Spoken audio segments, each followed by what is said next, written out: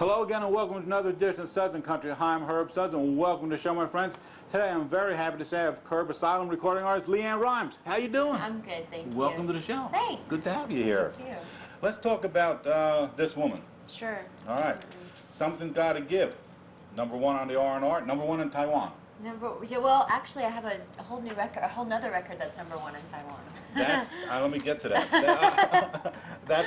I was just going to ask. No. I was going to say, what do we want to do? Whatever We Want. There you go. Yes, there. Whatever We Want was an album that I did for basically the rest of the world outside of America and Canada. Yes. Because I figured that instead of just giving them remixes of songs to kind of fit their market, it was time, to really give the fans over there the kind of music that they wanted to hear from me. So it's a little bit of a different sound, obviously, than I'm known for here in the States. It's more of a rock pop kind of thing. Why did you do that? Because that's the kind of music that they know from me. Country music hasn't been so big over there, and it's great because they're the kind of fans that love to, through the music that I make for them, the music that they're comfortable with and they love listening to. They also go back through my catalog and dig up the country music. So it's a great way for country music to kind of, all of a sudden become known over there is through artists like me who are doing both kinds of music. Cool. Yeah. Cool. Will we see that album here in the country? No, you can get it online. I mean, everybody can get it online. I saw that online already. Yeah, I was going to talk about that. Well, we're going to talk about the hits off This Woman. Sure, absolutely. I happen to have This Woman with me. Yes. Take a look at that, Leo. Something Gotta Give, #1 on the R&R and #2 on the Billboard. The video went with #1 on CMT. Yes, it has. Yeah, we've had 2 top 5 singles and a #1 off this record, and a new single, which is called Some People, that just came out this week. Okay. Now, what did you write or co-write any of those songs on that? The songs that have been released, I haven't. I co-wrote 3 songs off of this record, and off of, I'm really developing my songwriting skills, and I think I'm really passionate about it, and I'm starting to be as comfortable with my writing skills as I am with my voice. And I've written 10 out of the 15 songs on the Whatever We Want record, and on the upcoming record that I'm working on right now for the States, I've written 4 out of the 5 tracks that we've recorded. So, How do you find time for all this? It's my spare time, on the road. You have that, huh? On the road, when I get inspired, I write, so. Some People. Talk to me about that video. Some People, this is my favorite song on the This Woman record. It's probably the most personal song on the record. I recorded the song in one take in the studio, and I was crying by the end of it because it's just it's a very emotional song. It's about, realizing when you find the great love of your life, and not everyone in this world is so lucky. So the video we shot right outside of Nashville in a festival, basically a fair, at the county fair. And it was just a relationship. It's a relationship video. A lot of my friends got to be in it. My husband's in it with me. So there's a lot of really great chemistry in the video, and it's all sepia tone. It's really romantic and beautiful. I think it captures the song well.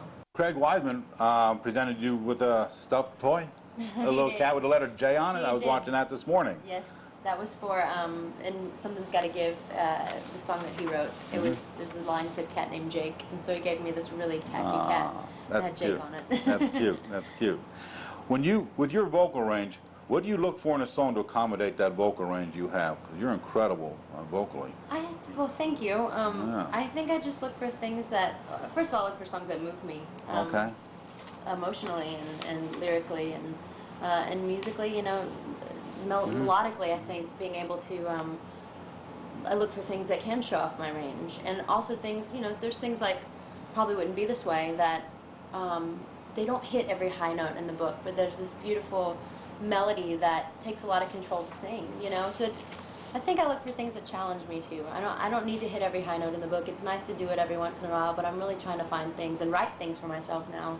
I know my voice better than anyone, so when you write things for yourself, you kind of can craft them to what you want.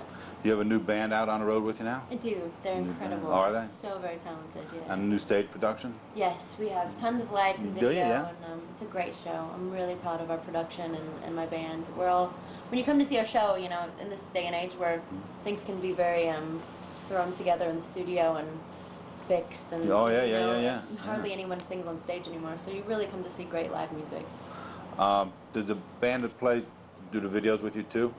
I mean, they record in the Actually, a couple of them have recorded in the studio with me. So, okay, because yeah. sometimes you don't use the same band for both. Sometimes we don't, right, okay. but there are times when a couple of my drummer and my keyboard player have both recorded in the studio with me. Pick another video. Probably wouldn't be this way. Talk to me about it. This is the most emotional video that I've ever done. Wow. Yeah, it was 11 hours of pure emoting. Get out. So it was an incredible video. Anything unusual happen while you were taping it, or no, straight through? I'm very proud. It was a breakthrough for me. I think I'm really proud of good. my work that I did in the video. Good. I read in the paper, Hollywood Walkway of Fame coming up soon.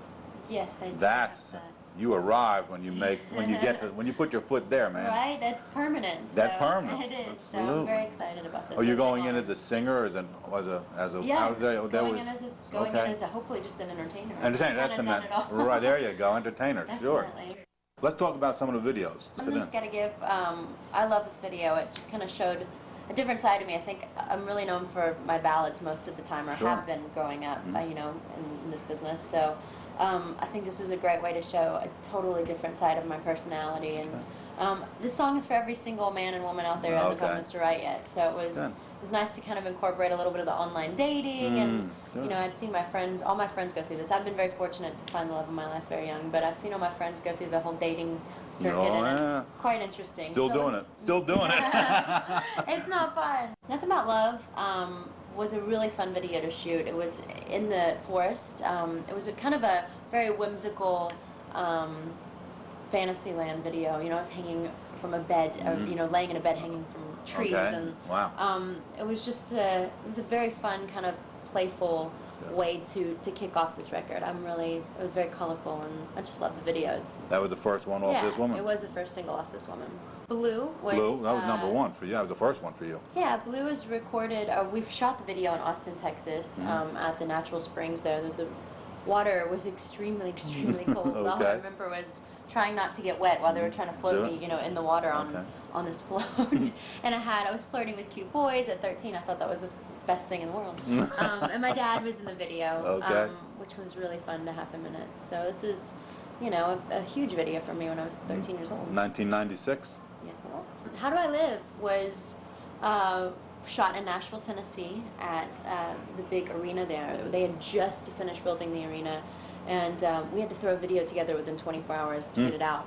They wanted the single out immediately, and so we shot all night long. I think that was probably the first time I ever stayed up until 6 in the morning. And I just loved it. It's kind of a bit of a futuristic, really beautiful video, you know, and I was, 15 years old at the time, so I was having the time of my life. I love shooting videos, so a lot of fun. You know what's so cool about doing a show with you? We watch you mature. Yeah, absolutely. From Blue up to today, you know? Every part of me, you know, every year of my life has been documented since I was 13. That's amazing. It's quite interesting to see. Thanks for being on the show. Appreciate you on Suds and Country.